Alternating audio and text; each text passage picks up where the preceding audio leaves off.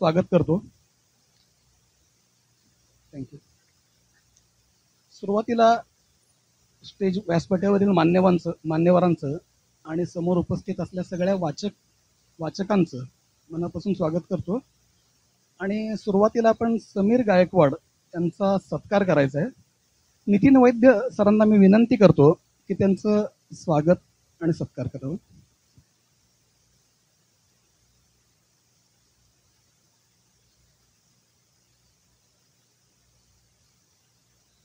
बापूंची 4 पुस्तकं आहेत टोटल. झांबळ हे सुरुवातीचं पुस्तक, खुलूस आणि कालच्या कार्यक्रमात गवाक्ष आणि गौहर अशा 2 पुस्तकांचं प्रकाशन झालेलं आहे.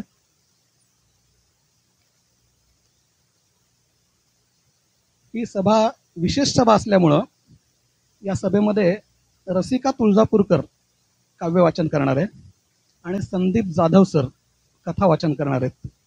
तर त्या दोघांचाही सत्कार आपल्याला करायचा आहे. तर संदीप जाधव सरांना विनंती करतो की त्यांनी व्यासपीठावर यावं. त्यांचा सत्कार डॉक्टर बाहुबली दोशी यांनी करावा.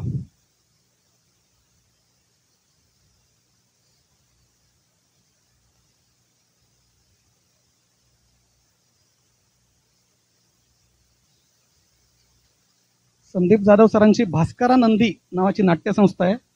अनेक नाटकांचं दिग्दर्शन करतात ते. अनेक शॉर्ट फिल्म बनवलेले आहेत. बरेच पुरस्कार त्यांना मिळालेले आहेत. त्यानंतर मी रसिका तुळजापूरकरला व्यासपीठावर यायची विनंती करतो. तिचा सत्कार डॉक्टर संध्या रघुजी मॅडम करतील.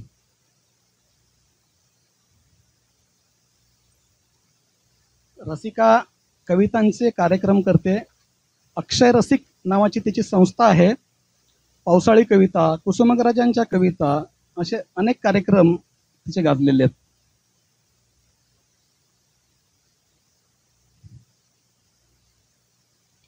दोन 2013 ही जी वाचन चळवळ चालू झाली ती अव्याहतपणे सुरू आहे. या वाचन चळवळीची माहिती, या क्लबची माहिती देण्यासाठी मी डॉक्टर संध्या रघुजी मॅडमना विनंती करतो.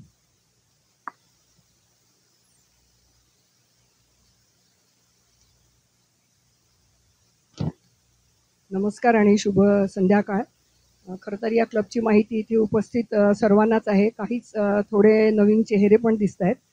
पुनश्च आजचे आपले प्रमुख पाहुणे श्री समीर गायकवाड, संदीप जाधव, रसिका तुळजापूरकर आणि समस्त वाचनाचा आनंद घेणारी प्रेमी मंडळी आणि श्रोते मंडळी यांचं एकदा स्वागत करते आहे. साधारण 13-14 वर्षापूर्वी नाट्य दिग्दर्शक आणि कलाकार शशिकांत लावणी सर आणि त्यांचे एक 4 मित्र, डॉक्टर पाटणकर पण मला वाटतं तेव्हा सोबत होते, कैलासवासी विश्वास काकडे आणि एक श्रीकांत कुलकर्णी म्हणून एअरफोर्समधून रिटायर झालेले आहे.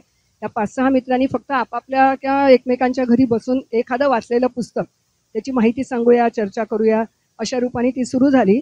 मग एकाची ट्रान्सफर झाली, एकाची व्यवसायाची जागा बदलली आणि तेव्हा शेवटच्या त्यांच्या 2 मीटिंगला मी गेले होते. मग मी म्हटलं माझ्या घरी वरती हॉल आहे, तिथे साधारण 25 ते 30 लोक सहज बसू शकतील. मग त्यानंतर 1 जानेवारी 2013 पासून ह्या सगळ्या सभा माझ्या घरी सुरू झाल्या. माझ्या मुलीचं नाव पण निहारिका आहे आणि बंगल्याचं नाव पण निहारिका आहे, त्यामुळे त्या बुक क्लबचं नाव आपोआपच निहारिका बुक क्लब म्हणून त्याला पडलं तसं ते नाव. आमच्या क्लबचं वैशिष्ट्य म्हणजे आमच्या क्लबमध्ये कुणीही प्रेसिडेंट नाही आहे, सचिव नाही आहे, कुठलीही फी नाही आहे, त्याच्यामुळे खजिनदार नाही आहे. फक्त 2 व्हॉट्सअप ग्रुप, एक 25 लोकांचा आहे ज्यावर ॲक्टिव्ह पण साहित्याविषयी चर्चा होते. पिटके मॅडम नेहमी प्रत्येक लेखक कवीच्या वाढदिवसानिमित्त काहीतरी लिहून पाठवत असतात. आणि नितीन वैद्याचं म्हणजे पूर्ण त्याची धुरा सांभाळली आणि सर्वांना मार्गदर्शन असंही म्हटलं तरी चालेल. त्यांनीच खूप मोठा पाठिंबा याला दिला. आता 2013 पासून आज आपलं 25वं वर्ष सुरू झालं आणि 126वी सभा म्हणजे मधल्या फक्त कोविडमुळेच 2 त्या कोविडच्या लाटांमध्ये बहुतेक आमच्या सगळ्या त्या मिस झाल्या. नाही तर प्रत्येक महिन्याच्या रविवारी ही सभा व्हायची. आणि वैशिष्ट्य म्हणजे स्त्री पुरुष सर्व सहभागी आहेत, कारण गावात पण बरेच क्लब आहे. काही बायकांचे आहे, काही पुस्तक विषय आहे, एक इंग्लिश बुक क्लब पण आहे. पण आमच्या क्लबमध्ये हिंदी, मराठी, इंग्रजी या सर्वच पुस्तकांचा परिचय करून दिला जातो. साधारण दर महिन्याच्या पहिल्या रविवारी असते, तर शुक्रवारी आम्ही पहिले ग्रुपवरच ठरवून घेतो कोण कोणत्या पुस्तकाविषयी बोलणार आहे आणि ती तशी सूचना पाठवतो. रविवारी कार्यक्रमाच्या दिवशी ही सूचना असते. आणि अगदी अलीकडे डॉक्टर बाहुबली दोशींनी त्यांच्या घरी खूप मोठा पुस्तकांचा साठा आहे आणि खरं पुस्तकं ही अशी संपत्ती आहे की आपल्याला ती द्यावीशी वाटत नाही. कोणाला आपलं वाचून झाल्यावर ते घरीच राहतं, पण नंतर खूप वर्षांनी असं लक्षात आलं की ते पुस्तक जर अनेक लोकांच्या वाचण्यात आलं तर त्याचा खरा उपयोग होत राहील, म्हणून आम्ही आपापल्या घरची पुस्तकं तिथे सभेला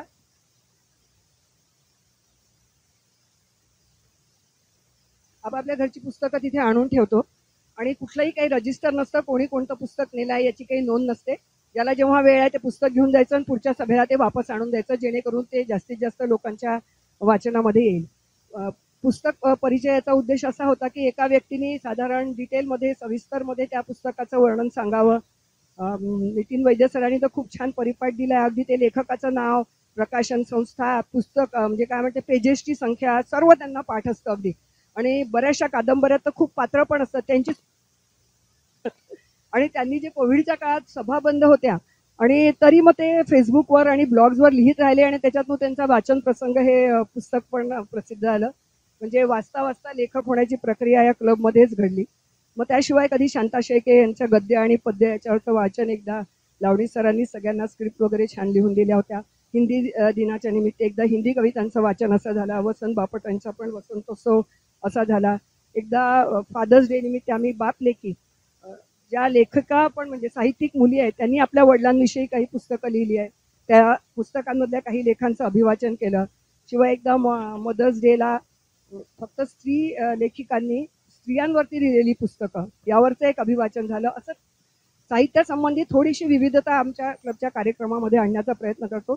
आताच खेडगीकर यांनी सांगितल्याप्रमाणे 2 ऑक्टोबर 22 आमची 100वी पुस्तक सभा झाली. तेव्हा मुंबईचे पत्रकार लेखक प्रकाश अकोलकर आणि आपले गांधीवादी कार्यकर्ते आणि लघुपट दिग्दर्शक यतीन देसाई यांनी त्या पाणी में सरहद होती है अशी एक डॉक्युमेंटरी पण त्यानिमित्ताने दाखवली. परवाच त्या दोघांचंही म्हणजे प्रकाश अकोलकरांनी हमीद अन्सारीच्या पुस्तकाचा परिचय लिहिला आहे आणि त्यावरच डॉक्युमेंटरी पण म्हणजे डॉक्युमेंटरी नाही पण त्यांना पाकिस्तानमधून जे प्रवास करताना त्यांना मदत करावी लागली. मला वाटतं सुषमा स्वराज तेव्हा परराष्ट्र मंत्री होत्या, त्यांच्या मदतीने त्याला कसं सोडवलं. ते दोघांची नावं वाचण्यात आली, खूप आनंद आला. त्यांना आज बाहुबली दोषींनी संपर्क केला, त्यांनी आपल्या कार्यक्रमासाठी शुभेच्छा पण दिल्या आहेत. आज मागच्या जेव्हा 100व्या सभेला मी जेवढं 100 लोकांनी माझ्याकडे पुस्तक परिचय केला त्या सगळ्यांची नावं पुस्तकांची नावे असं गेलं, पण आज आपल्याकडे एवढा वेळ नाही. पण साधारण आजच्या उपस्थित लोकांना या वर्षातल्या 12 पुस्तकांची नावं मला आवर्जून सांगायची इच्छा आहे.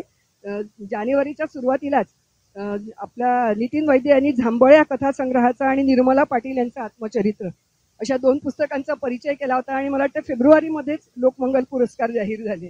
तर जानेवारीमध्ये जे पुस्तक आमच्या ऐकण्यात आलं त्याला लगेच पुरस्कार मिळाला. त्यानंतर फेब्रुवारीत पैस प्रतिभेचा आहे दीपाली दातार यांचं पुस्तक, त्यालाही पुरस्कार मिळाला. मग मार्चमध्ये अंजली कीर्तने यांनी लिहिलेलं सोयरी घराशी या पुस्तकाचा शिरीष देखणे यांनी परिचय करून दिला. एप्रिलमध्ये अपूर्वा जोशी लिखित, ती सोलापूरचीच आहे मूळची, आर्थिक गुन्हेगारीचे अंतरंग हर्षद ते हिंडेनबर्ग असं पुस्तक लिहिलं. तिची बहीण डेंटिस्ट आहे इथे डॉक्टर नेहा जोशी, तिनेच आपल्या बहिणीच्या पुस्तकाचा परिचय दिला आणि त्यालाही मला वाटते मसापचा पुरस्कार मिळाला. नंतर खुणा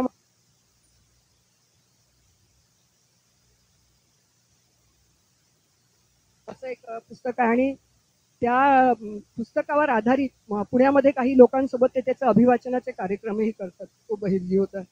नंतर मंजुषा गाडगे यांनी मनोज बोरगावकर नांदेडचे ते प्रोफेसर, त्यांनी नदिष्ट म्हणून पुस्तक आहे त्यांचंही म्हणजे काय 5 बेस्ट सेलर पुस्तकामध्ये नाव होतं. नंतर केदार केसकर यांनी काका विधाते लिखित देवयोद्धा हे थोरले बाजीराव पेशवे यांच्या आयुष्यावरचं पुस्तक लिहिलंय. प्राध्यापिका रुचा कांबळे यांनी हरिहरन यांनी एक त्याचा मराठी अनुवाद झाले मी लाट भरतीची या पुस्तकाचा परिचय केला. त्यानंतर सुनील चिंचोरकर लिखित चिंता करीतो विश्वासी हे रामदास स्वामींच्या चरित्रात्मक म्हणण्यापेक्षा त्यांच्या कार्याविषयी असलेलं पुस्तक आहे, त्याचा योजनगंधा जोशी यांनी परिचय करून दिला होता. डॉक्टर उज्ज्वला दळवी या गायनेकॉलॉजिस्ट आहेत, त्यांनी सोन्याच्या धुराचे ठसके असं एक पुस्तक लिहिलं आहे. त्यांच्या सौदीमधल्या गायनिक अनुभवांवर आणि एकूणच तिथल्या महिला जीवनांवरच ते पुस्तक आहे. तो गौरी कहाते यांनी डॉक्टर गौरी कहाते यांनी परिचय करून दिला होता. आणि अगदी शेवटचा हा डिसेंबरमध्ये देवा झिंजाड यांच्या 1 भाकर 3 चुली या पुस्तकाचा श्रीधर खेडगीकर यांनी परिचय करून दिला होता. अशी छोटीशी माझी सुरुवात होती की या थोडासा सगळ्याच रसिकांना कल्पना हवी, कारण पुस्तकाचं स्वरूप काय असतं. सहसा आम्ही जुनी पुस्तकं फारशी घेत नाही. अलीकडे 4-5 वर्षात प्रसिद्ध झालेली जुनी आपण आपल्याही तरुण वयात खूप वाचलेली आहे. नवीन काय आलं हे ऐकायची आणि विषयही त्या मानाने खूप नवीन असतात. तर ते घ्यावे असा आमचा उद्देश असतो. तर अशी ही वाटचाल माझ्या सर्व श्रोते मंडळींनी खूप मला वेळोवेळी सहकार्य केलेलं आहे आणि ही वाटचाल आज आपली 12 वर्ष तपपूर्ती झाली. नितीन वैद्य म्हणाले काहीतरी मोठी छान ठेवूया म्हणून लेखक आपल्या भेटीला असा हा आज कार्यक्रम आपण आयोजित केला होता. तर त्याच्याच सोबत आपण एक थोडंसं 15 ते 20 मिनिटाचं एक काव्य वाचन आणि कथा वाचन असं पण ठेवलेलं आहे. आपण सर्वांना नक्की आवडेल.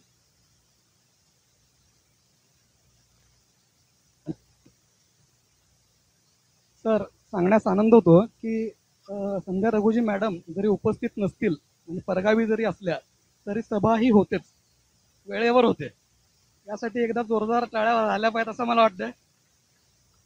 कारण ती व्यक्ती, ऑर्गनाईज करणारी व्यक्ती जर नसेल तर एक विस्कळीतपणा येतो. पण निहारिका बुक क्लबच्या सभांच्या बाबतीत असं कधीच झालं नाहीये.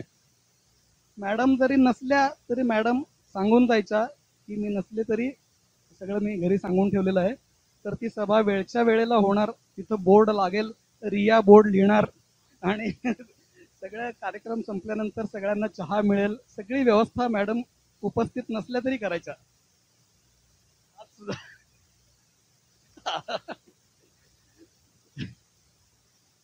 आता आपण आता हा विशेष सभा असल्यामुळं रसिका तुळजापूरकरचं आपण काव्यवाचन आपल्या सगळ्यांना ऐकायचं. तत्पूर्वी मी थोडक्यात तिचा परिचय करून घेतो. अक्षय रसिक नावाची तिची काव्यवाचन करणारी एक संस्था आहे. अक्षय उपळेकर आणि रसिका तुळजापूरकर आणि असं त्यांचा ग्रुप आहे. तर अतिशय अभिनव कार्यक्रम ते करतात. पावसाळी कविता किंवा कुसुमाग्रजांच्या कविता. त्या जयेश कुलकर्णी म्हणून बासरी वाजवतो आणि उर्मी कुलकर्णी म्हणून सोलापूरचीच मुलगी आहे, ती कथक नृत्य करते आणि कथक काव्य असा एक अभिनव प्रकार त्यांनी आणलाय. आणि या चारी म्हणजे अतिशय आणि कुसुमाग्रजांच्या कविता हा कार्यक्रम तर त्यांनी नाशिकला गाजवलाय. नाशिकला त्यांच्या कार्यक्रमाचं प्रचंड कौतुक झालेलं आहे. रसिका व्हॉइस ओव्हर आर्टिस्ट आहे. निवडणुकीत तर तिचा इतका बोलबाला होता की उमेदवार कुठल्याही पक्षाचा असू दे पण आवाज रसिकाचाच होता. इतका प्रिसिजन वाचन अभियानमध्ये सुद्धा तिने एक कथावाचन केलेलं आहे. आज सुद्धा ती काव्यवाचन करणार आहे. आणि सोलापूरच्या आकाशवाणीला पक्ष्यांची दुनिया नावाचा कार्यक्रम ती आता सादर करते गेली 15 दिवस. त्यामुळं माझी आणि सोलापुरातल्या बऱ्याच सोलापूरकरांची सकाळ रसिकाच्या किलबिलण्याने होते. तर सरांचं माझी जे समीर गायकवाड सरांची माझी भेट झाली ना पहिली, ती संगमेश्वर कॉलेजमध्ये झाली. मसापच्या कार्यक्रमात सर आले होते प्रमुख पाहुणे म्हणून. तर त्यांनी कविता कशी असली पाहिजे या विषयावर इतकं सुंदर बोलले ते. तर ते जेव्हा बोलायला उभे राहतील तेव्हा माझी रिक्वेस्ट आहे त्यांना की त्याविषयी सुरुवात थोडं बोलावं त्यांनी आणि मग त्यांचं मनोगत व्यक्त करावं. तर त्यांच्या इतक्या शब्दात मला नाही सांगता येणार, पण मी पण माझ्या शब्दात कविता कशी असते सांगतो. कविता कुठे असते म्हणजे आपण म्हणतो ना कविता कुठे असते. कविता वाऱ्याच्या तोऱ्यात असते. कविता वाऱ्याच्या तोऱ्यात असते, पावसाच्या रेघ्यात असते. कविता वाऱ्याच्या तोऱ्यात असते, पावसाच्या रेघ्यात असते. कविता बायकोच्या हसण्यात असते, प्रेयसीच्या रुसण्यात असते. कविता कुठे कुठे असते. तर कविता रसिकाच्या सादरीकरणात पण आहे. तर रसिकाला विनंती आहे की त्यांनी कविता सादर केली.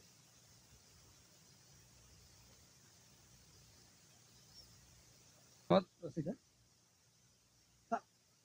दुर्गाबाई भागवत यांनी व्यास पर्व या पुस्तकात एक ओळ आहे त्या पुस्तकामध्ये की कवीचं मन हे सर्वात निर्माणशील असतं असं म्हणलेलं आहे. त्यामुळे त्या कवितेच्या कवी ज्या कविता सादर करतो त्या कवीचं मन किती निर्माणशील असतं हे आत्ताच्या कवितातनं आपल्याला नक्कीच समजलं असेल. तर रसिकासाठी एकदा जोरदार टाळ्या झाल्या पाहिजेत असं मला वाटतंय. अतिशय सुंदर सादरीकरण केलं तिने. आता आपण संदीप जाधव सरांना निमंत्रित करणार आहोत एक कथा वाचन करण्यासाठी. कालच्या प्रिसिजनच्या कार्यक्रमात त्यांनी 5 रुपयाची नोट नावाची कथा सादर केली. ती कथा ज्याने ज्याने वाचली आहे त्याने प्रत्येकाच्या डोळ्यात पाणी आल्याशिवाय राहणार नाही. आणि काल ज्याने ज्याने ऐकली, इवन स्वतः बापूंची अशी प्रतिक्रिया होती की माझ्या डोळ्यात पाणी आलं. आणि जवळपास 8-10 लोकांनी मला सांगितलं की ते सादरीकरण इतकं सुंदर झालं की आमच्या डोळ्यात पाणी आलं. तर आज ते झांबळ या कथासंग्रहातील माहेर वाशिण नावाची कथा सादर करणार आहेत. तत्पूर्वी त्यांचा परिचय मी थोडक्यात करून देतो. मूळ सर चित्रकला शिक्षक आहेत. सिंहगड शाळेमध्ये शिकवतात. नाट्य आराधना यातनं त्यांची नाट्य चळवळीला सुरुवात झाली आहे. त्यांची शिरीष देखणे सर त्याचे साक्षीदार आहेत. त्याच्यानंतर त्यांनी भास्करानंदी नावाची स्वतःची नाट्यसंस्था काढली. भास्कर म्हणजे त्यांच्या वडिलांचं नाव, आनंदी हे त्यांच्या आईचं नाव. असं आई वडिलांचं नाव घेऊन त्यांनी नाट्यसंस्था काढली आणि त्यांची माझी ओळख झाली. प्रिसिजनच्या एका कार्यक्रमात त्यांना मी अभिवाचनासाठी बोलवलं, म्हणजे प्रिसिजनच्या टीमने बोलवलं होतं. तेव्हा कळालं की त्या एका वेळेला 3 नाटकाच्या तालमी ते करत होते. न वेळ काढून त्यांनी अभिवाचनासाठी वेळ काढला. अतिशय चांगलं अभिवाचन केलं आणि तेव्हा त्यांनी रुळानुबंध नावाच्या पुस्तकातलं अभिवाचन केलं होतं. ते पुस्तक त्यांना एवढं आवडलं की त्याच्या 25 कॉपी त्यांनी मला मागितल्या. 3 नाटकाच्या ज्या तालमी चालू आहेत त्या सगळ्या नाट्य कलाकारांना मी भेट देणार आहे म्हणले. म्हणजे नाट्य चळवळीतले हे मोठं नाव वाचन चळवळीत कधी जोडलं गेलं हे कळालंच नाही. तर दिसायला अतिशय साधं व्यक्तिमत्व असलेलं, पण त्यांनी अनेक शॉर्ट फिल्म बनवलेल्या आहेत. जय हे नावाची त्यांच्या ज्या शॉर्ट फिल्म आहे त्याला राष्ट्रपती पुरस्कार मिळालेला आहे. बंद पाकिट, तह या शॉर्ट फिल्म मध्ये दीपाली काळे पोलीस उपायुक्त यांनी काम केलेलं आहे. संचारबंदी नावाची त्यांची एक शॉर्ट फिल्म आहे. जिलबीची गोष्ट या शॉर्ट फिल्म मध्ये निशिगंधा वाड यांनी प्रमुख भूमिका केली आहे. जिलबीची गोष्टचं दिग्दर्शन संदीप जाधव सरांनी केलेलं आहे. साखरेचं झाड नावाचा एक बालचित्रपट आता पूर्ण तयार आहे. त्याचं लेखन आणि दिग्दर्शन स्वतः संदीप जाधव सरांनी केलेलं आहे. हा चित्रपट एप्रिलमध्ये साधारण सगळ्या प्रेक्षकांच्या भेटीला येईल असं सरांचा अंदाज आहे.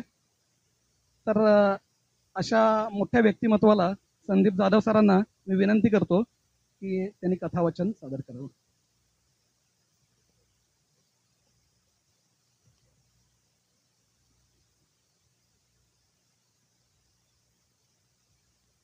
नमस्कार. इथं उपस्थित असलेले सगळे मान्यवर, सगळे माझ्या गुरु समान आहेत. शिरीष देखणे सर आहेत. त्यांच्या समोर माझं हे कौतुक म्हणजे मी अगदी खूप लहान आहे. बरीचशी मान्यवर मंडळी आहेत इथं की ज्यांच्या समोर मी लहानाचा मोठा झालोय. त्यामुळे हे खेडीकर सरांनी जे कौतुकाचे शब्द मांडले इथे ते म्हणजे मी भारावून गेलोय. मी खूप लहान आहे, इतका मोठा नाही आहे मी सर. मी कथेला सुरुवात करतो.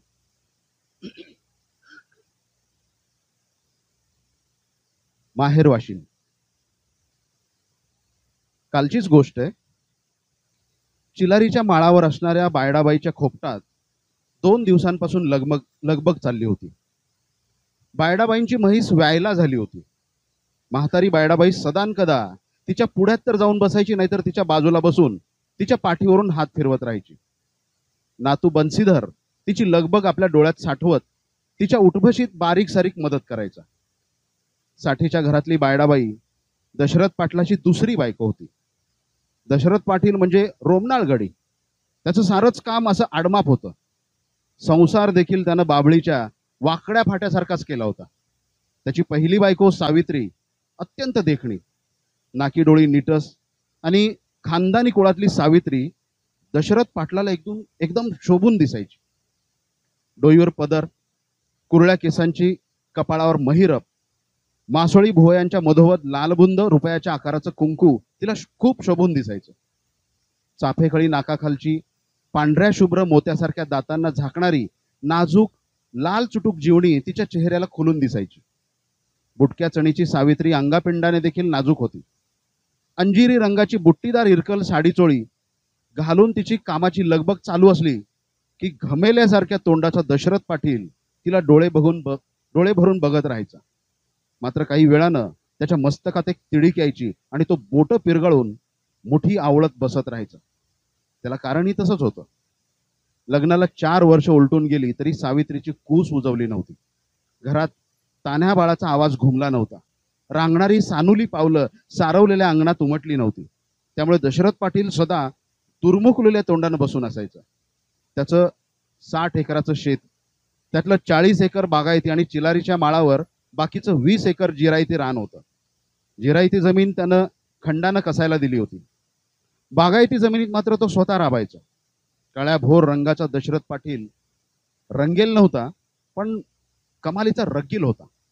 उंचापुरा धिप्पाड असलेला हा गडी डोक्याने देखील आडदांड होता. त्याच्या डोक्यात एखादं खूळ शिरलं की तो ते पूरक करायचाच. त्यात कुणी आडवं आलेलं त्याला खपत नसायचं. कुणी त्याला मोडता घालायचा प्रयत्न केला की तो त्याच्या अंगाची वळकटी बांधायचा. त्याला सख्खे भाऊ नव्हते, 3 बहिणी होत्या. त्या देखील कधीतरी वेळ वखत बघून आपल्या माहेरी यायच्या आणि आल्या पावली निघून जायच्या.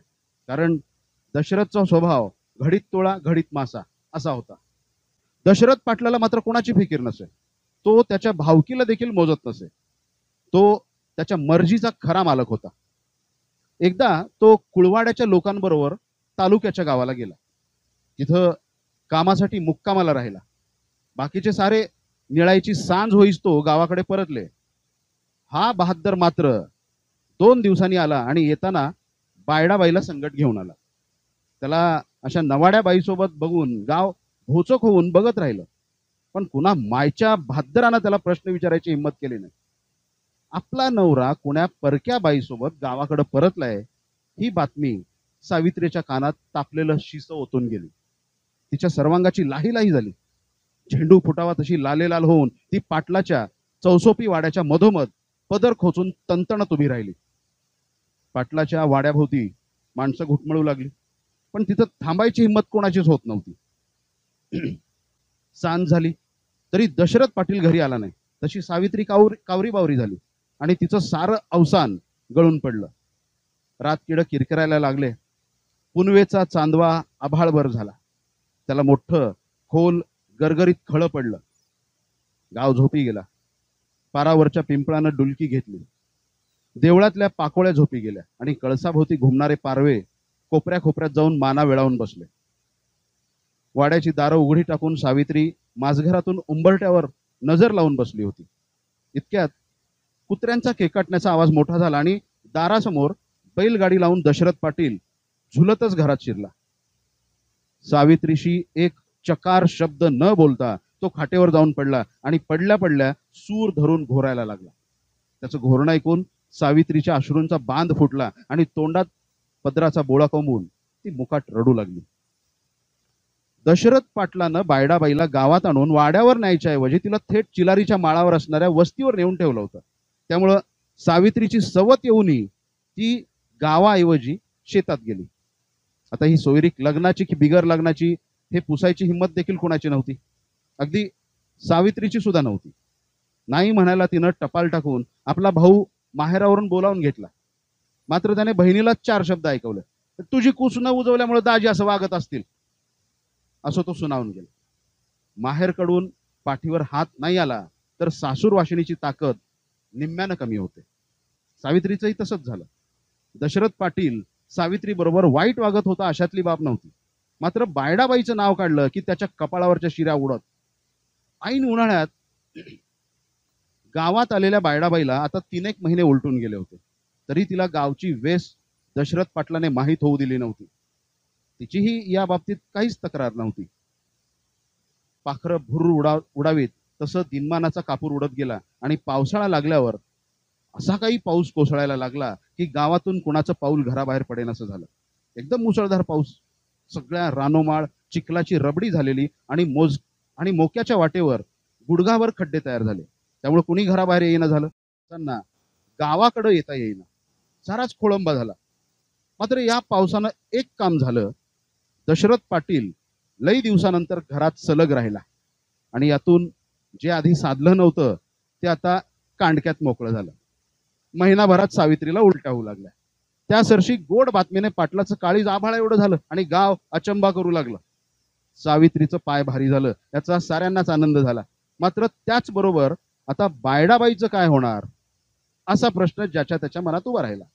लोक आसपास कुजबुजू लागले आणि ती कुजबूज पाटलाच्या कानावर थडकत होती. तो मात्र शांत होता. आपल्या घरात पाळणा हलणार या बातमीनं तो हरकून गेला होता. बऱ्याच दिवसानंतर दशरथ पाटील चिलारीच्या माळावर आला आणि बायडाबाईपाशी निमूट येऊन बसला. तिथल्या पडायला झालेल्या जुनाट भिंतीकडे बघत बाजूवर बसून हातातली दगड आडव्या हाताने भिरकावून देऊ लागला. बसल्या बसल्या जोरात हालायला लागलेले त्याचे जाडजूड पाय त्याच्या अस्वस्थतेची जाणीव बायडाबाईला करून देत होते. तिचंही चित्त स्थिर नव्हतं. पितळी तांब्यात तिनं पाणी आणलं. पाणी पुढं करायचं निमित्त करून शेवटी तीच बोलती झाली. एक सांगायचं होतं. महिना झाला मला आंबट खावं वाटतं आणि कूस जड झाली आहे. तुम्हाला सांगावं म्हणलं पण तुम्ही आलाच नाही. सांगावा धाडून सांगण्याऐवजी सांगण्याजोगी बाब नवं म्हणून कळवलं नाही. तिचं बोलणं ऐकून दशरथ पाटलाला काय बोलावं सुचेनासं झालं. इतकी वर्षे त्याच्या घरी पाळणा हलत नव्हता म्हणून दुनियेची भीडभाड न ठेवता त्याने दुसरी बाई आणून ठेवली. पण देवाचा न्यायच निराळा. त्यानं दोन्हीकडच्या पारड्यात आपलं वजन टाकलं. त्याला पुढं काय करावं हे सुचत नव्हतं. बळे बळे तोंडावर हसू आणत तो तिला दिलासा देऊन गावाकडं वाड्यावर परतला. ती रात्र त्याला फार जड गेली. आपल्या नवऱ्याची घालमेल सावित्रीच्या नजरेतून सुटली नाही. तिने सकाळ होताच दशरथ पाटलाच्या रापलेल्या खडबडीत गालावरून हात फिरवत सांगितलं की काळजात काय असेल ते सांगून मोकळं व्हावं माणसानं. तिच्या डोळ्यातला विश्वास बघून पाटलाला धीर आला आणि त्याने तिला सारा प्रकार सांगितला. खरं तर ते सारं ऐकून सावित्रीच्या डोळ्यात पाणी आलं पण तिनं ते हसण्यावरी नेलं. त्याला धीर दिला आणि तिच्या पोटात वाढणारा वंश देखील त्यांचाच असल्याचं बजावलं. आपण आपल्या बायकोच्या उरावर बाई आणून ठेवली आणि आता तीच आपल्याला धीर देते याचा जितका आनंद झाला तितकाच त्याला धक्का देखील बसला. आपण आपल्या बायकोला ओळखायला चुकलो याची त्याच्या मनाला खंत लागून राहिली आणि एके दिवशी मनाचा हिय्या करून त्यानं ठरवलं की बायडाबाईला देखील सारं खरं सांगायला पाहिजे. पावसाळा भरात आला होता. रोरावणारा आवाज करत वारे वाहत होते आणि भर दिवसा आभाळ गोळा झाल्यानं चांगलंच अंधारून आलं होतं. सावित्रीने किती अर्जव केली तरी दशरथ पाटील घराबाहेर पडला आणि पावसाचा जोर प्रचंड वाढला. धोधो पाऊस कोसळू लागला. आभाळ गरजू लागला आणि विजा कडाडू लागल्या. रानाच्या अर्ध्या रस्त्यात असतानाच घात झाला आणि विजेनं डाव साधला. दशरथ पाटील अंगावर वीज कोसळून जागीच ठार झाला. पोटुशा असलेल्या त्याच्या दोन्ही बायकांचा आधार गेला. सावित्रीने मोठ्या हिकमतीने सारं वावर सांभाळलं. माहेराहून भाऊ बोलावला पण तिने गाव सोडला नाही. शेतातच पाटलाची मोठी समाधी बांधली. तसंच तिनं बायडाबाईला देखील अंतर दिलं नाही. तिला दर हप्त्याला किराणा पोचवू लागला. तिच्या पोटात आपल्या नवऱ्याचं बीज वाढतंय आणि आपण जसं आई होणार तशीच ती देखील आई होणार आहे या भावनेतून ती घरी काही चांगलं चुंगलं खायला केलं की गावातल्या वाटसरूपाशी बायडासाठी शिदोरी बांधून देईल. होता होता दिवस पुढे जात गेले आणि आधी बायडाबाईच्या खोपटात चिलमिल झाली. तिच्या पोटी एक गोजीरवाणी पोरगी जन्माला आली तर काही दिवसात सावित्रीच्या वेलीवर एक बाळसदार फूल उमललं. तिला अगदी देखणं पोर झालं. नियतीनं आपलं काम चोख बजावलं होतं. सावित्रीने बायडाबाईला कापड चोळीपासून ते दवा पाण्यापर्यंत मदत सुरू ठेवली. मात्र एकदाही त्या दोघी आमने सामने आल्या नाहीत की यांनी गावापुढं तमाशा होईल असं आकृत काही केलं नाही. गाव दशरथ पाटलाला विसरून गेला. त्याचा मुलगा आता मोठा झाला होता आणि इकडे बायडाबाईची पोरगी नाहती दुती झाली होती. सावित्रीची अग्निपरीक्षा घेणारा हा काळ ठरला. सावित्रीने एक चांगलं स्थळ बघून स्वतःच्या खर्चाने बायडाबाईच्या पोरीचं लगीन लावून दिलं. सगळ्या गावानं तिचं नाव काढलं आणि एका भरल्या दिवाळीत सावित्रीने आपल्या पोराचा अर्जुनचा लग्नाचा बार उडवून दिला. तिच्या घरी हळद ओल्या अंगाची सून आली होती. दिवस वेगाने पुढे जाऊ लागले आणि या दोघींच्या घरी तान्हुले आले. दोघींना नातवंडे झाली. हे सगळं सुख बघून हरकून गेलेली सावित्री पुढे आजाराच्या विळख्यात सापडली आणि 2-1 वर्षात तिनं आपली इहलोकीची यात्रा संपवली. इकडे बायडाबाई खाल्ल्या मिठाला जागून त्याच रानात त्याच पडायला झालेल्या जीर्ण खोपटात तशीच राहत होती. एक दिवस तिच्यावर आभाळ कोसळलं. तिच्या पोरीला सासरच्या लोकांनी विहिरीत ढकलून दिलं आणि आत्महत्या केल्याचं जगाला भासवलं. बायडाबाईला मात्र ते पचनी पडलं नाही. पोरीच्या सासरला जाऊन पोरीच्या पोटचा गोळा बाळू त्यात गुंडाळलेला आपला नातू बन्सीधर याला घेऊन ती पुन्हा चिलारीच्या माळावर येऊन राहिली. गावात पुन्हा चर्चेला ऊत आला. जुनी म्हातारी माणसं म्हणू लागली, बायडाबाईला देवानं तिच्या कर्माचं फळ दिलं. नव्या पिढीला या घटनेने फारसा फरक पडला नाही. मात्र कालांतराने अर्जुनच्या वागण्यात फरक येऊ लागला. तशी बायडाबाईने त्यांची मदत घेणं बंद केलं, त्याची साडी चोळी घेणं बंद केलं. पोटाची खळगी भरायला बायडाबाई उतारवयात लोकांच्या रानात रोजंदारीने कामावर जाऊ लागली. ज्या वयात आराम करायचा त्या वयात तिच्या एका हातात नातू तर दुसऱ्या हातात खुरपा आला. डोक्यावर चुंबळ ठेवून त्यावरच्या दुरडीत ती बन्सीधरसाठी दुधाचं लोटकं आणि स्वतःसाठी चटणी भाकर घेऊन जाई. कधी कधी दिस लई झड झाला की डोक्यावरची पाटी तशीच घेऊन ती पाटलाच्या समाधीकडे जाऊन बसत असे. मन रित झालं की पुन्हा कामावर रवाना होई. कामावरच्या दुसऱ्या बायका त्या तानुल्याला काहीतरी भरवत असत. कमरेत वाकून गेलेल्या बायडाबाईने दशरथ पाटलानंतर कोणालाही आपल्या अंगाला हात लावू दिला नव्हता. एखाद्या कंकवर बाईचं आयुष्य ती जगत राहिली, त्यामुळे तिच्या चेहऱ्यावर अजूनही तेज होतं. सावित्रीची सून देखील उठवळ वळणाची होती. तिचं वागणं म्हणजे आधीच नांदायचा कंटाळा आणि त्यात माहेरचा सांगावा या उक्तीप्रमाणे होता. त्यामुळे अर्जुनने देखील बायडाबाईकडे लक्ष देणं बंद केलं आणि तो स्वतःच्या संसाराच्या विवंचनेत बुडून गेला. बन्सीधर आणि बायडाबाई त्याच्या वर्तुळातून कधीच बाहेर पडले होते. इकडे बायडाबाईने काम करून जमवलेल्या पैशात एक झापराबादी म्हैस विकत घेतली. खोपटाजवळच्या मातीच्या भागात तिने घास लावला आणि म्हशीच्या पोटा पाण्याची तजवीज केली. संध्याकाळ झाली की म्हशीच्या आचळाला पाणी लावून पुढ्यात पितळी चरवी घेऊन बसायची आणि त्यातलं थोडं दूध घरात ठेवून राहिलेलं दूध चिंचेच्या पट्टीवर राहणाऱ्या लक्ष्मणाला द्यायची. आणखी 10 घरचं दूध गोळा करून ते दूध डेअरीला घालायचं. बायडाबाईला मात्र म्हातारी लई हिकमती आणि इमानी आहे असं म्हणत रोजच्या दुधाचे पैसे देऊन टाकायचे. म्हशीचं एक वेत होऊन गेलं, तिला एक पाड झालं आणि खपल्या निघालेल्या अंगणात रांगणारा बन्सीधर आता लुटू लुटू दौडू लागला. बायडाबाईचा ऊर अभिमानाने भरून आला.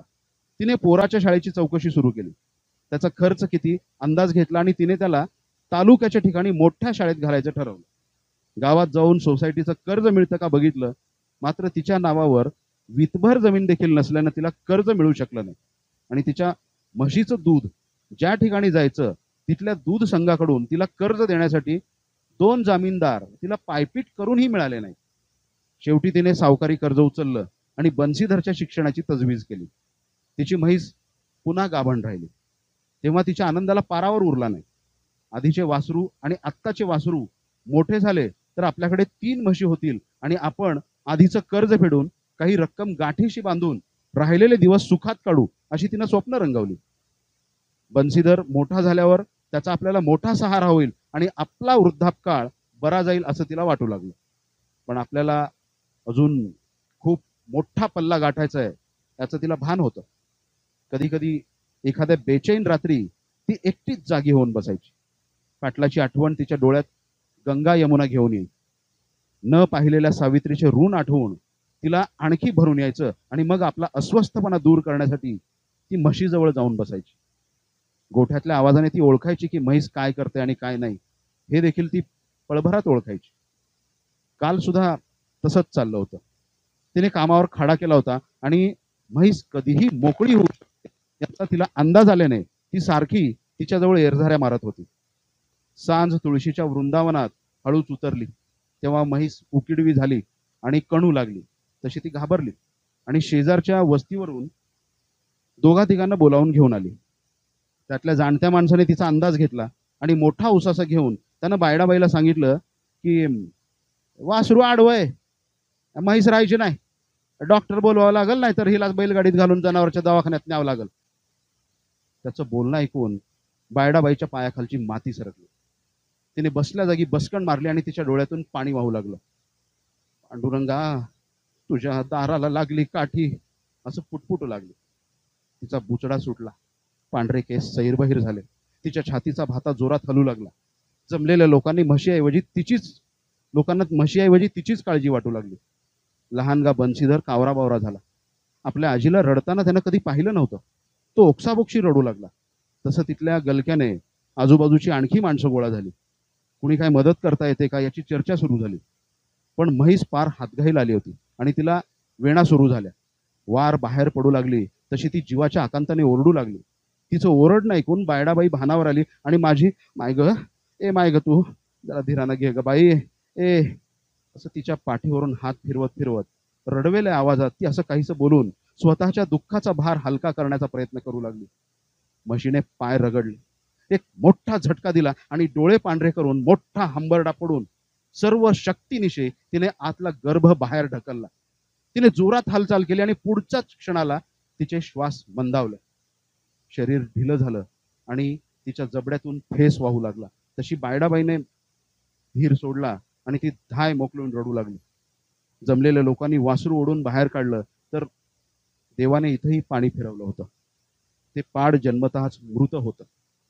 बायडाबाईच्या सगळ्या स्वप्नांचा एका दिवसात चुराडा झाला होता. तिच्या पुढ्यात अनेक प्रश्न आता आ वासून उभे होते. डोक्यावर परिणाम झाल्यागत हातपाय गळून बंशीधरला आपल्या मांडीवर घेऊन ती तिथेच बसून राहिली. साऱ्या गोठ्यात पडलेली वार उचलून वारासकट म्हशीला तिथल्याच रानात पुरलं गेलं. रात्री बायडाबाईच्या वस्तीवर दिवा लागला नाही की चूल पेटली नाही. बाजूच्या वस्तीवरल्या एक दोन बायका तिथं मुक्कामाला आल्या आणि त्यांनी तिला धीर दिला. त्यांनी लाख मिनतवाऱ्या करूनही तिने काही खाल्लं नाही. बायडाबाई तिच्या भंगलेल्या स्वप्नाचे तुकडे आपल्या डोळ्यात साठवत आड्याकडे बघत रात्रभर तशीच पडून राहिली. आता पुढे काय त्याचं उत्तर तिला मिळत नव्हतं आणि हा सवाल तिला झोपू देत नव्हता. हा विचार करता करता राम प्रहारीस तिचा काय तो डोळा लागला. तिला जाग आली. तीच माणसांच्या गलक्याने. गावातली 40 एक माणसं तिच्या खोपटापाशी गोळा झाली होती आणि त्यांची काहीतरी कुजबूज सुरू होती. शेवटी लक्ष्मण पुढे झाला आणि तिला म्हणाला, बायडा काकू, इथनं आम्ही आपापल्या घरी गेलो खरं, पर आमचं सारं चित्त तुझ्यातच लागून राहिलं होतं. गावात बी सगळ्याच्या तोंडात तुझं नाव निघालं. दिस उगवल्याबरोबर पारावर माणसं बराबर गोळा होत गेली आणि ज्यानं त्यानं आपल्या ऐपतीनुसार आपल्या पदराला खार रावला आणि तुझ्या नुकसानीशी मेळ घातली. आता तू यातनं नवी म्हैस आण आणि तिचं दूध दुभतं, तुला म्हातारपणाची काठी होईल. हा, आपला बंशीधर शाळा शिकून मोठा होईल. त्याचं बोलणं ऐकून तिच्या डोळ्यातून आनंद अश्रू वाहू लागले. काय बोलावं तिला सुचेनासं झालं आणि तिची लकालका हलणारी मान आणखी वेगात हलू लागली. तसे गावातले सगळ्यात वयस्क असणारे आदिनाथ भाऊ पुढे झाले आणि तिला म्हणाले, तू विचारलं नाहीस आम्ही ही मदत का केली? त्यांच्या प्रश्नाने बायडाबाई चमकली. अगं दशरथ माझा मैतर, तो तुला सोडून गेला. सावित्री अर्ध्यात गेली. अर्जुनाला तुझ्याकडे बघणं जमलं नाही. तुझी पोटची पोर एकाएकी गेली. एका मागणं एक संकट तुझ्यावर येत गेली. पण तू कधी कुणाकडं एका शब्दानं तक्रार केली नाही की आपला वसा सोडला नाही. तू जिद्द राखलीस. तू खरी इमानी निघालीस आणि आपलं शील सुधीक जपलंस. दशरथाची खरी सावित्री शोभावी असं तू वागलीस. वर या वयात काम करायला लागलीस आणि मोठ्या हिमतीनं तू म्हैस सांभाळली होती. देवानं तिला सुद्धा तुझ्यापासून हिरावून नेलं तेव्हा सारा गाव हळहळला. तू लई सोसलस. तू आजपासनं समध्या गावाची माहेर वाशी नाहीस बाई. आम्ही सगळे तुझे भाऊबंद. इथनं पुढं तुझ्या आडीनडीला सारा गाव तुझ्या सोबत असल. त्यांचं बोलणं ऐकून बायडाबाई हरकून गेली. तिच्या आयुष्यभराच्या तपश्चर्याचं देवानं उशिरा का होईना पांग फेडल्यानं तिला कृतकृत्य वाटत होतं. ती आदिनाथ भाऊंच्या पाया पडण्यास पुढे झाली. तसे ते म्हणाले, अगं बायडा, आजपासनं तू बायडा ताई आहेस. तुझी जागा पायी नाही, इथं काळजात आहे, काळजात. त्यांचं बोलणं ऐकून बायडाच्या चेहऱ्यावर बऱ्याच वर्षांनी हसू फुललं होतं आणि जमलेल्या सगळ्यांच्या चेहऱ्यावर तिच्या समाधानाचं प्रतिबिंब उमटलं होतं. समीर गायकवाड.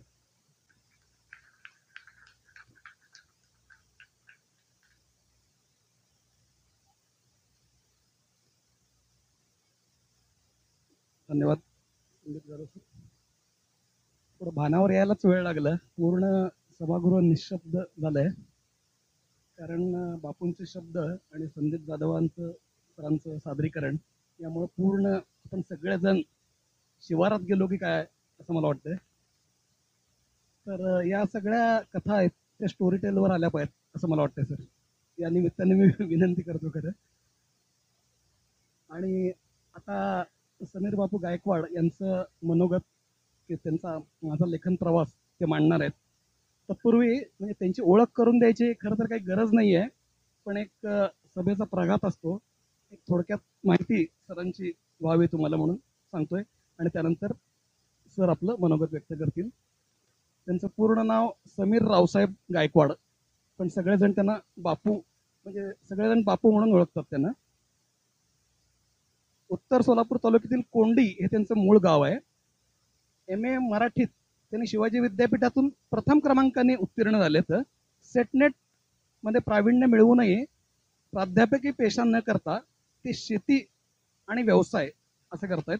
विविध विषयांवर लिहिताना भिन्न साहित्य प्रकारात लेखन, विख्यात दैनिकात, नियतकालिकात विपुल स्तंभ लेखन, सातत्यपूर्व ब्लॉग लेखन, वेश्यांच्या जीवनाचे अप्रकाशित पैलू समोर आणण्यासाठी विशेष प्रयत्न, संलग्न माहिती विविध सरकारी यंत्रणांना पुरवताना समाजाचे भान या समस्येकडे वळवण्यासाठी समाज माध्यमातून हेतुबद्ध लेखन, साहित्य निर्मिती करत असताना सामाजिक जाणीवातून विविध घटनांवर पोटतिडकीनं भाष्य. रेड लाईट डायरीज खुलूस हे त्यांचं पुस्तक प्रकाशित. बापूंच्या घरात 4 लेखक आहेत, 4 जण. म्हणजे एकतर स्वतः समीर गायकवाड लेखक आहेत, त्यांचे बंधू सुशील गायकवाड लेखक आहेत. त्यांचं झेंगट नावाचं पुस्तक प्रकाशन सोलापुरातच झालं होतं. त्यांचे दुसरे बंधू संग्राम गायकवाड. सुशील गायकवाड सर IRTS आहेत, इंडियन रेल्वे ट्रॅफिक सर्व्हिस. सध्या दिल्लीमध्ये संरक्षण मंत्रालय विभागात ते काम करतायत सध्या. आणि दुसरे बंधू संग्राम गायकवाड ते IRS आहेत, सध्या इन्कम टॅक्स कमिशनर आहेत पुण्याला. त्यांचं पण 8 पाट नगर होतं नावाचं इन्कम टॅक्स रेडवर पुस्तक आहे. आणि मन समजावन नावाचं अजून एक पुस्तक आहे, त्याला अनेक पुरस्कार मिळालेत. उर्मिला आगरकर ही त्यांची बहीण, ती त्या पण लेखिका आहेत. मनी मानसी नावाचं पुस्तक खूप गाजलेलं आहे. मानसी ही त्यांची कन्या, तिचं मागच्या महिन्यात लग्न झालं. सुनेत्रा पंडित म्हणून जे आहेत ना, त्यांनी बऱ्याच आठवणी काल सांगितल्या मला उर्मिला आगरकर मॅडम. आणि तर असं सरस्वतीचा आशीर्वाद असलेलं हे कुटुंब आहे. आणि त्यांचं जे पुस्तक आहे, आता जसं धांबळमधली कथा सरांनी वाचली, खुलूस हे त्यांचं पुस्तक आहे. खुलूस हे जर पुस्तक वाचलं तर त्यात सगळं संशोधनात्मक आहे, म्हणजे सगळं रिसर्च केलेलं आहे खरं तर त्यांनी प्रत्येक ठिकाणी जाऊन. कामाटीपुरा असेल, कलकत्ता असेल, पण त्याचा संशोधनाचा अभिनिवेश ना त्यांच्या लेखनात आहे ना त्यांच्या वर्तनात आहे. म्हणजे लेखनात स्वतः असं कधी जाणवू देत नाहीत की मी कलकत्त्याला गेलो, मी मुंबईला गेलो, मग मला सगळं मग ह्यांच्या स्टोरी म्हणजे सगळ्या ज्या वेश्या आहेत त्यांच्या कहाण्या समजण्यासाठी मला त्रास झाला किंवा मला असं झालं, असं एक शब्दाचा उल्लेख त्यांच्या ह्याच्यात येणार नाही ना, ते कधी बोलताना कधी सांगणार नाहीत. पण ते अतिशय प्रांजळपणाने त्यांना जे वाटलं ते त्यांनी सगळं मांडत गेलेले सर. आणि मराठी साहित्य विश्वामध्ये नितीन वैद्य सरांना माहिती आहे की एक आवृत्ती संपायला किती वेळ लागतो पुस्तकाची. पण ते खुलूस या पुस्तकाची जानेवारी 2023 मध्ये पहिली आवृत्ती निघाली. मार्च 8 तारखेला दुसरी निघाली. मार्च 22 तारखेला तिसरी निघाली. 5 जूनला चौथी निघाली आहे. ऑक्टोबरला 5वी निघाली आणि जून मध्ये 6वी आवृत्ती निघाली आहे. असं रेकॉर्ड ब्रेक खप या खुलूस पुस्तकाने झालेला आहे.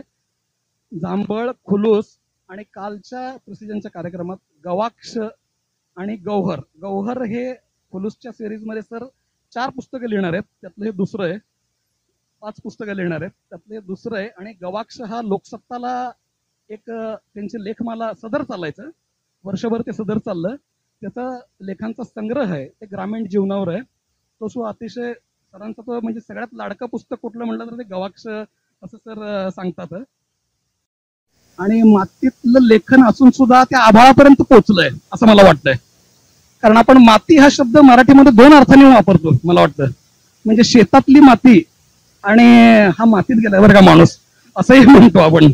मग ते आपण म्हणजे रूढार्थाने असं म्हणू नये खरं तर, पण वेश्यांच्या जीवनावर त्यांनी जे लिहिलंय आपण, तर दोन्ही मातीतले लोकांना त्यांनी त्यांच्या व्यथा वेदना पूर्ण आभाळापर्यंत त्यांचे शब्द नेऊन पोचवत आहेत असं मला वाटतं. आणि त्यांच्या दोन्ही पुस्तकांचे अर्थ, आता जांभळ पुस्तकाचा अर्थ आहे ना, तर ते ज्ञानेश्वरी मधला शब्द आहे खरं तर. त्या मनोगतामध्ये सरांनी त्याच्याबद्दल नीट लिहिलेलं आहे. खुलूस शब्दाचा पण अर्थ त्यांनी सांगितलंय की प्रांजळ मत. आणि या खुलूस मधल्या ज्या सगळ्या कथा आहेत तर त्याच्याबद्दल एक छोटासा शेर सांगतो आणि सरांकडे मी माईक स्फूर्त करतो. कभी तुम गौर से सुनना बहुत किस्से सुनाती है, कभी तुम गौर से सुनना बहुत किस्से सुनाती है, हकीकत में खामोशी कभी चुप नहीं रहती, हकीकत में खामोशी कभी चुप नहीं रहती. बापूंना मी विनंती करतो की त्याने आपलं मनोगत मांडावं.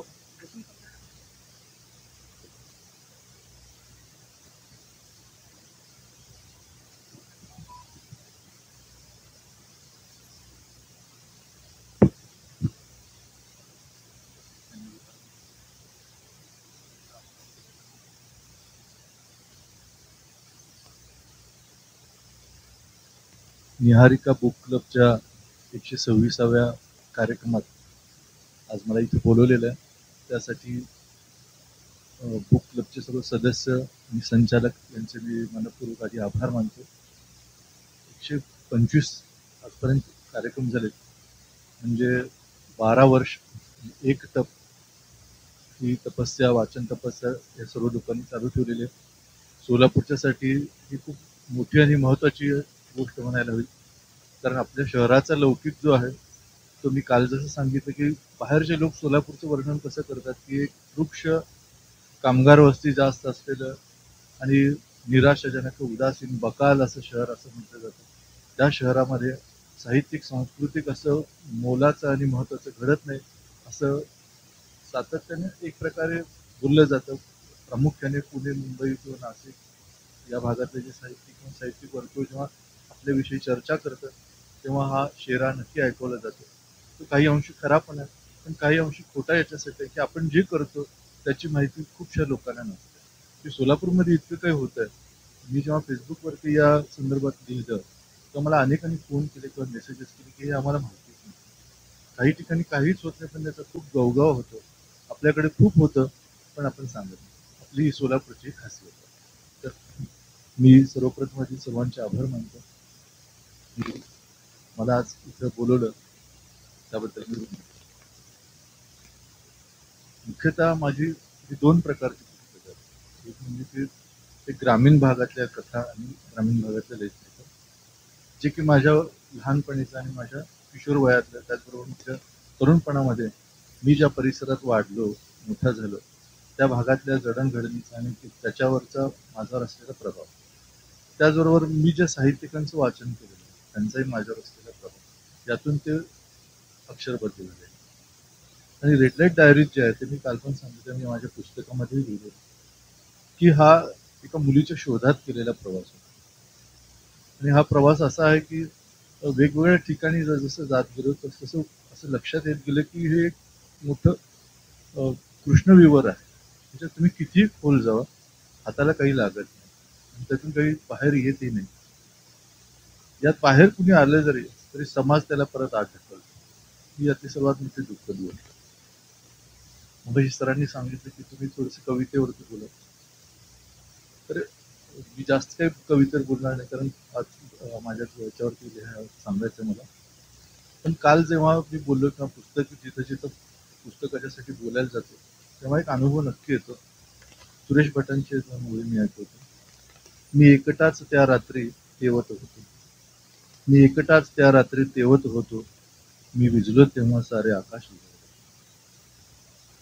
मला हा अनुभव नेहमी येतो या बाबतीत की हे दुःख असतं, हे काळी बाजू असते समाजाची, ती माहिती नसते. कारण आपण त्या वस्त्यातून जाताना सुद्धा नाकाला रुमाल लावून, मी, माझी पत्नी इथं सविता इथे आहे, तिला माहिती आहे की या महिलांच्यासाठी माझ्या मुलांचे काय भावना आहेत आणि मी किती अंतःकरण करून त्यासाठी लिहितो, बोलतो करतो.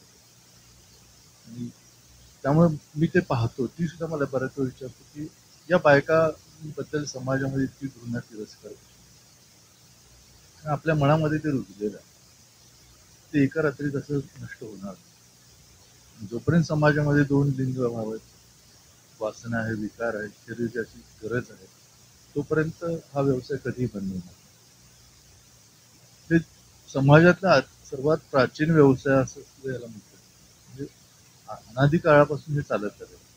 आपण जरी युद्ध काळामध्ये जरी आपण पाहिलं युद्धामध्ये सैनिक कुठेही घुसले तर सर्वप्रथम त्या गावातल्या महिलांवरती ते बळजबरी करतात. मग लहान मुलं मारतात, वयस्कांना मारतात आणि तरुणांना घेऊन जातात. इव्हन भावकीतली भांडणं जरी असते तरी लोक जेव्हा बांधावरती मारामाऱ्या करतात तेव्हा घरातल्या बायकांना आधी मारतात.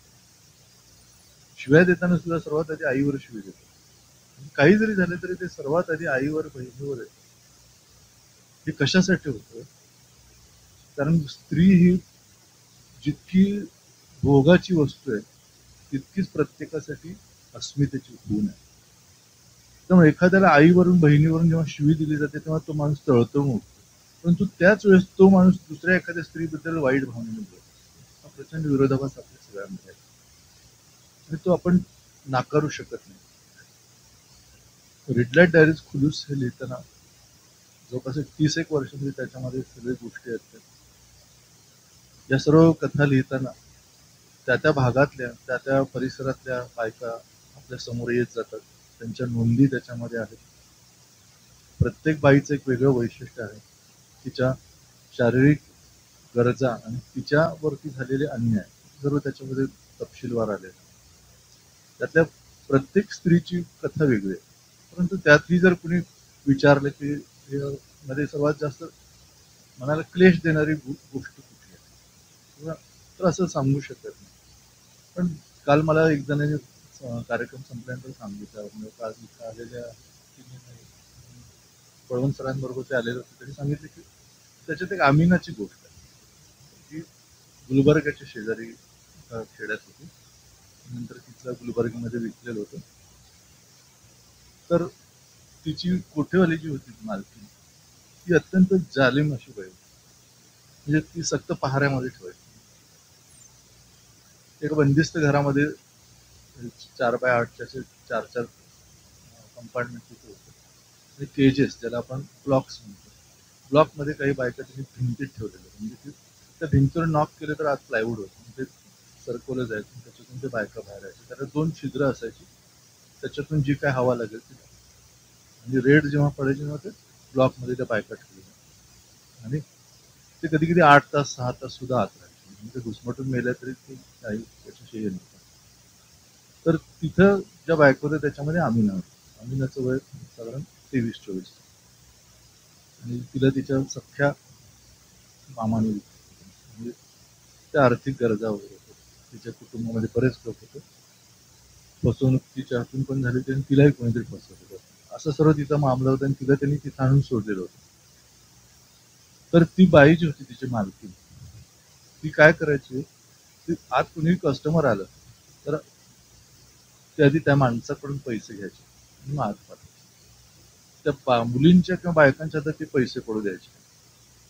ती पैसे स्वतःकडे घ्यायचे आणि त्याच्यातला जो काही ठरलेला हिस्सा ते देताना सुद्धा ती मारामारी करायची, त्यांना धाकात ठेवायची. म्हणजे खाणं पिण्यापासून सगळ्या गोष्टी तिच्या ताब्यात होत्या.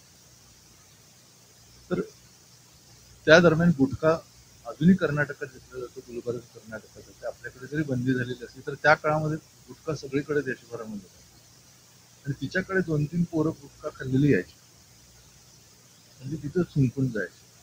त्यातलं एक पोरग जे होतं ते साधारण 16-17 वर्षाचं जे तिच्याकडे होतं, त्याच्या गुटख्याच्या पुढे जे असायच्या त्या शर्टच्या वाहीमध्ये लपवलेल्या आणि तो तिथे येऊन ते खायचा.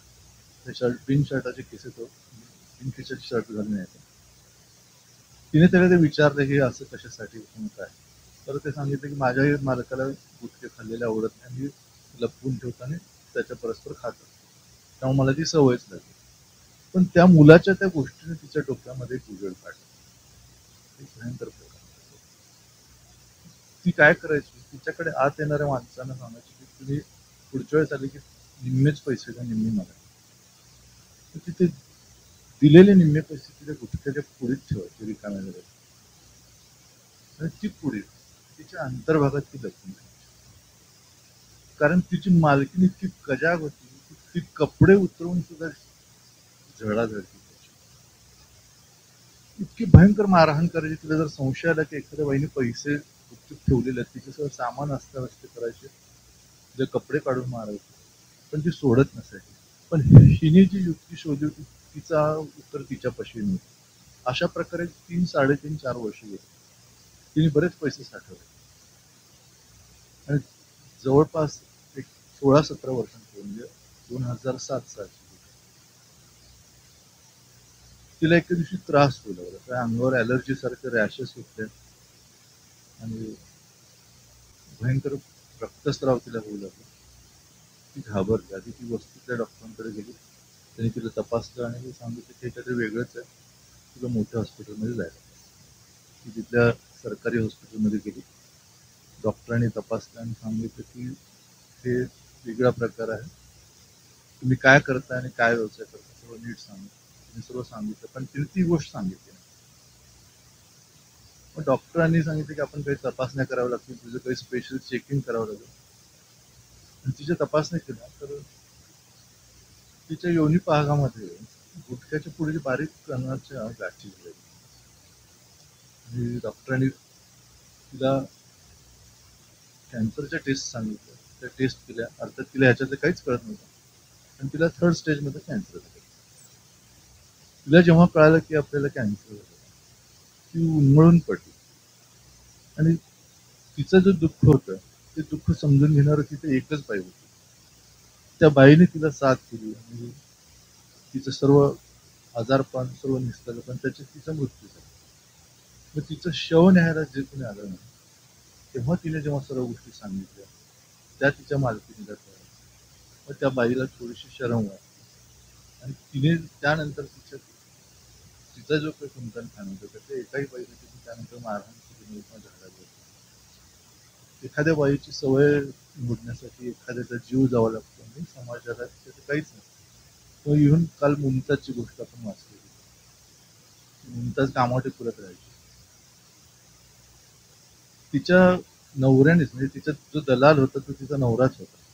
त्यांनी तिला जाळून मारलं होतं. म्हणजे जाळून मारून सुद्धा त्याच्यावरती कुठलीही केस झाली नव्हती. मोठ्या मोठ्या NGO साठी तिच्यासाठी कायद्याच्या लढाई लढलं होतं, पण ते त्याच्यात यशस्वी झाले नाही. बहुतांश याच्यामध्ये पोलीस यंत्रणा आतून त्यांना सामील असते. या पूर्ण भागामध्ये कुठल्याही पोलीस स्टेशनमध्ये बदली करून घेण्यासाठी मोठे पैसे हे लोक देतात आणि ते पैसे त्यांना वसूल करायचे असतात. आपल्या सोलापूरमध्ये सुद्धा ही वस्तू आहे. आता तिथे म्हणजे पूर्वी इतकी नाही आहे, पण ती विरळ आहे, पण आहे. अशीच वस्ती सांगलीमध्ये बंदवा नावाची बाई होती. तिची शाळा होती, ती जगातली एकमेव शाळा होती. जगातली असं की वेश्यांनी वेश्यांसाठी चालवलेली शाळा. तिथे शिकवणारे वेश्या होते आणि शिकणारे वेश्या. आणि तिची शाळा अगदी म्हणजे प्रार्थनेपासून होती.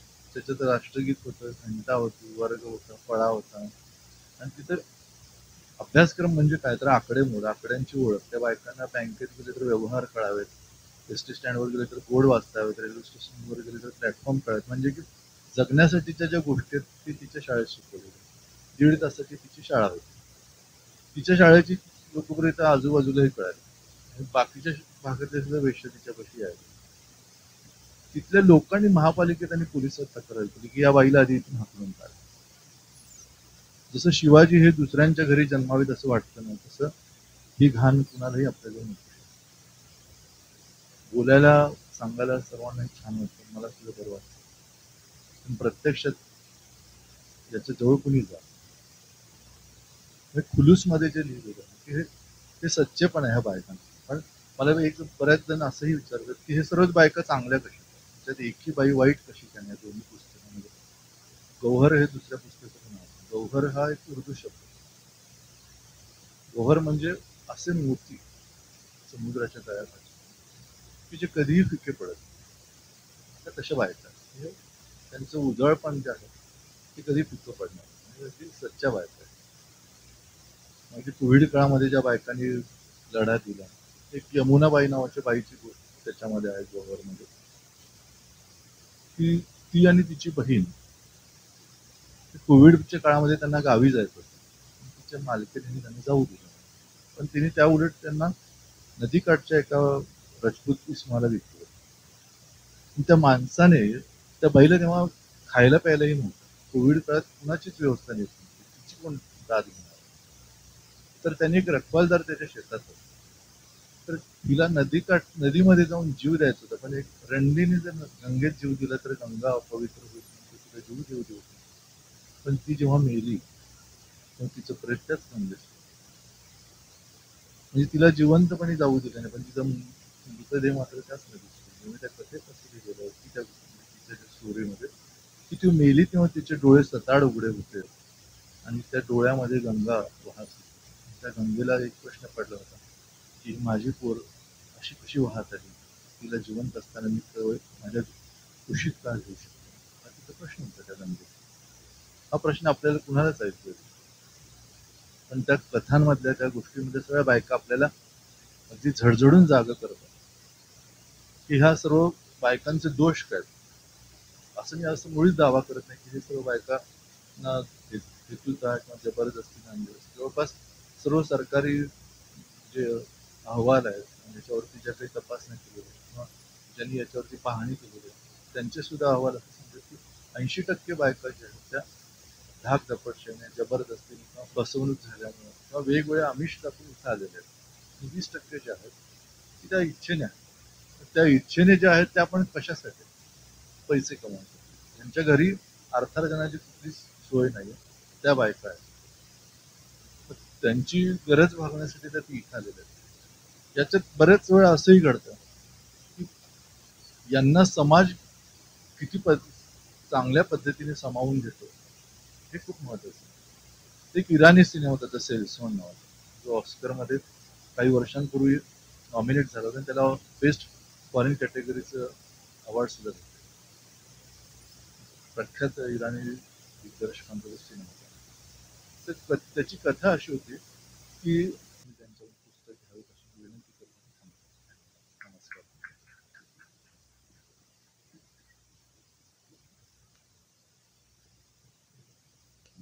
मी जवळपास हे जांभळ कथा संग्रह, खुलूस आणि जे लोकसत्तामध्ये सदारलं तिन्ही वाचले होते. खुलूस वाचतानाचा मला अनुभव सांगायचा होता फक्त. खूप आधी जेव्हा वाचनाला सुरुवात केली तेव्हा बेट्टी मेहमूदी यांचं नॉट विदाऊट माय डॉटर हे पहिलं पुस्तक मी वाचलं. जेव्हा त्यांनी म्हणल्यासारखं अगदी रिॲक्शन आली होती की ती डोळ्यातनं पाणी, आणि आपल्याला वाटायचं की चित्रपट ही खूप प्रभावी माध्यम आहे, ऑडिओ व्हिज्युअल आपल्या असतात, पण प्रिंट मीडिया सुद्धा तेवढीच भावनिक असू शकते हे त्या पहिल्या पुस्तकाने आली. त्यानंतर किरण बेदी यांचं व्हॉट वेंट रॉंग हे असं एक पुस्तक होतं.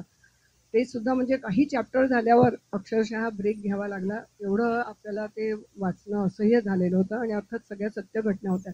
त्यानंतरचं मला वाटतं हे इतकं सेन्सिटिव्हली लिहिलेलं पुस्तक हे खुलूस असं वाटलं मला.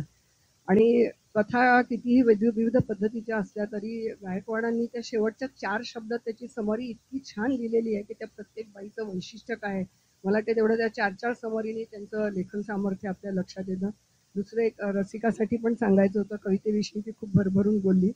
मागे एकदा एका कार्यक्रमात आपले सोलापूरचेच कवी दत्ता हलसगीकरांनी त्यांच्या ज्यांची बाग फुलून आली आहे त्यांनी 2 फुले घ्यावी या कवितेविषयी बोलताना सांगितलं की एक खूप श्रीमंत कुटुंब नगरवरून कारनी चालले होते आणि नगरच्या कुठल्या तरी एका खेड्यामध्ये एक आश्रम आहे, अनाथ आणि परित्यक्त्या वगैरे अशा महिलांसाठी असेल, आणि रोडवर तो बोर्ड आहे, तिथून बरंच आत त्यांचा तो आश्रम आहे. पण त्या बोर्डच्या खाली त्यांनी ही कविता लिहिली होती दत्ता हलसगीकरांची, आणि नगर जवळच्या दुसऱ्या गावी अगदी.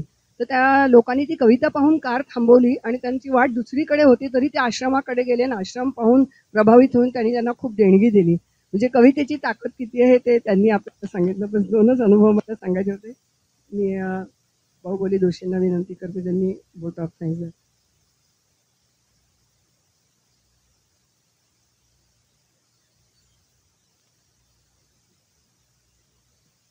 आभार प्रदर्शन हा जो कार्यक्रम असतो तो संयोजकांना करावाच लागतो आणि म्हणजे श्रोत्यांना कधीच आवडत नसतो, पण तरी सुद्धा सांगतो. इवलेसे रोप लाविले दारी, त्याचा वेल गेला 4थ्या मजल्यावर. आता रघोजींना विनंती आहे, तुम्ही मजले वाढवले तर पुढचे कार्यक्रम वाढणार आहे, त्यामुळे रघोजी हॉस्पिटलवर आणखीन काही मजले चढतील अशा अपेक्षेसह आपण म्हणजे ही आपण अपेक्षा व्यक्त करतो. मी खरं तर बऱ्याच वेळा प्रेक्षकातच असतो किंवा श्रोत्यांमध्ये असतो, संध्या मॅडम नसल्या तर मी म्हणजे प्रास्ताविक वगैरे पण करतो. काय एखाद्या पोलीस अधिकाऱ्याला जर म्हणजे कुठे त्याला जो त्रास देत असेल तर त्याला पोलीस ट्रेनिंग सेंटरमध्ये पाठवतात. तसं मला आज पोलीस ट्रेनिंग सेंटरमध्ये माझी ट्रान्सफर झालेली आहे. पहिल्यांदा रसिका तुळजापूरकर, तिने आधी तर मला असं कळलं होतं की ती फक्त कुसुमाग्रजांच्या कविता वाचणार आहे आणि मला फार आनंद झाला होता. माझं एक भाग्य आहे की मला अनेक कवींच्या कविता त्यांच्या तोंडून ऐकायला मिळालेल्या. आणि कुसुमाग्रजांबद्दल म्हणायचं तर जर मोठे गायकांबद्दल कसं त्यांचे हे कानाला हात लावतात त्यांचे शिष्य, तसं कुसुमाग्रज म्हटलं तर मी असं करतो. आणि कवितेबद्दल सुद्धा मला थोडी मनात भीती पण आहे, कारण त्या कधी कधी मुद्दामून दुर्बोध लिहिल्या असतात का काय अशी मला शंका येते, किंवा त्यांच्या कुणीतरी शपथ घातलेली असते त्यांना की ही समजली नाही तरच ही गाजेल वगैरे म्हणून. तर कुसुमाग्रज त्याला अपवाद होते. आणि त्यांनी म्हणजे जे काही लिहिलंय काय तर त्यांना ते कवी कुलगुरू म्हणून जी पदवी मिळाली त्यांच्या नावाने एका म्हणजे ताऱ्याचं नाव ठेवलेलं आहे. आणि वसंत बापटांनी त्यांच्यावर त्यांचे शब्द वापरून एक कविता केलेली आहे. तर त्याबद्दल रसिकाचे आभार. लेखकासमोर त्याचीच कथा सादर करण्याचं भाग्य फार कमी वेळा मिळतं. ते भाग्य मला एकदा मिळालेलं आहे. राजन खानची कथा बरोबर आजपासून 20 वर्षापूर्वी आम्ही एम्पी थिएटरमध्ये एक कार्यक्रम सादर केला होता. लावणीस मी, विद्या लिमे आणि वनिता म्हैसकरनी, आणि दत्ता हलसगीकर पण तेव्हा होते आणि बरेच मोठे लोक होते आणि त्यांच्या डोळ्यात पाणी आलेलं आहे. तर त्यामुळे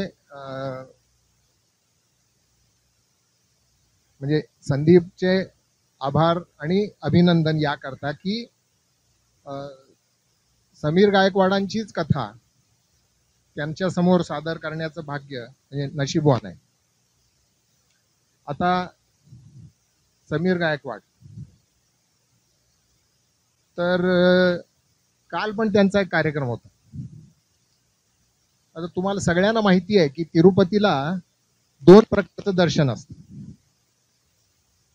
एक स्पेशल दर्शन असतं आणि एक धर्मदर्शन असतं, किंवा काय म्हणजे लाईनीत थांबून काय. तर कालचं स्पेशल दर्शन होतं, पण भाविकाला धर्मदर्शन आवडत असतं. काय तो म्हणतो उशीर लागला तरी चालेल, त्या लाईन मध्ये मी थांबणार.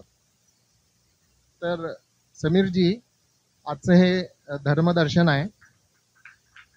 आम्ही पूर्वी पण फार वेळा तुम्हाला बोलवलंय. तर हा, तर तुम्हाला आठवत असेल काही वर्षापूर्वी 25-30 वर्ष झाली असतील, नूरजहां पहिल्यांदा जेव्हा भारतात आली 84 साली, आणि त्याचं निवेदन दिलीप कुमार म्हणजे तिचा सत्कार किंवा त्याचं जे प्रास्ताविक केलं दिलीप कुमारनी, तर त्याच्यात एक वाक्य असं होतं, जितने साल आपने यहाँ आने लगाए उतने साल हमने आपका इंतजार किया है.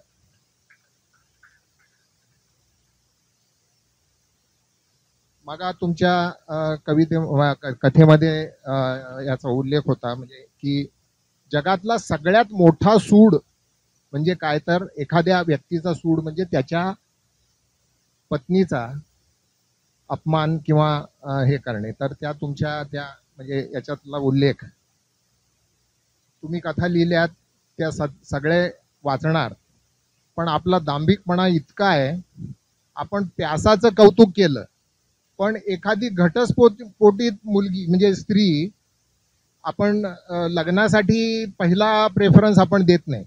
प्यासाचं मात्र आपण आंतरराष्ट्रीय स्तरावर कौतुक केलं. काय तुमच्या कथा सुद्धा त्याच आहेत. अशा कथा मी वेगळ्या वेगळ्या पूर्वी पण वाचलेल्या आहेत आणि त्या म्हणजे या धर्तीवरच्या कथा, आणि हीच त्याच्यातली व्यथा आहे की नाईलाजानी आहेत की खुशीनी आहेत हा महत्वाचा भाग नाही आहे. प्रत्येक जण वापर करतो, पण त्यांचा आदर किंवा म्हणजे काय जो काही योग्य त्यांचा हे व्हायला पाहिजे. किमान साध्या मेडिकल फॅसिलिटी सुद्धा त्यांना मिळत नाहीत. आता 13 नाक्यासमोरून जातानाची ती घरं एवढी वाकलेली आहेत. प्रश्न पडतो की हे आपलं सरकार त्यांचं काहीही पुनर्वसनाचा विचार करत नाही. तुमच्या ह्या सर्व याच्यात हे आहे. अगदी शेवटी मला एक छंद आहे. लेखक म्हणजे कुणाचंही काही वाचलं तर मी जर नंबर मिळाला तर मी त्यांना अडकवतो माझ्या ह्याच्यात. आणि मी अनेकांना फोन केले. आपण नेहमी म्हणत असतो की स्क्रीन टाइम कमी करा, स्क्रीन टाइम कमी करा. पण समीर गायकवाडांची ओळख माझी फेसबुकमुळे झाली. मग मी त्यांचा नंबर मिळवला आणि जेव्हा शक्य असेल तेव्हा म्हणजे त्यांना उत्तर देणं मी फोन केलेला आहे. काय तर आजच्या 126व्या कार्यक्रमाला गर्दी कदाचित कमी असेल, पण एवढीच असते आमच्या बुक क्लबला. पण दर्दी मात्र खूप दिसत आहेत मला, जवळजवळ सगळेच. तर तुम्हा सर्वांचे आभार. आणि रघोजी विसरू नका, अजून मजले आपल्याला म्हणजे 135वा करताना आम्हाला निदान 5व्या मजल्यावर 6व्या मजल्यावर तरी जायचं, एवढं लक्षात ठेवा. धन्यवाद.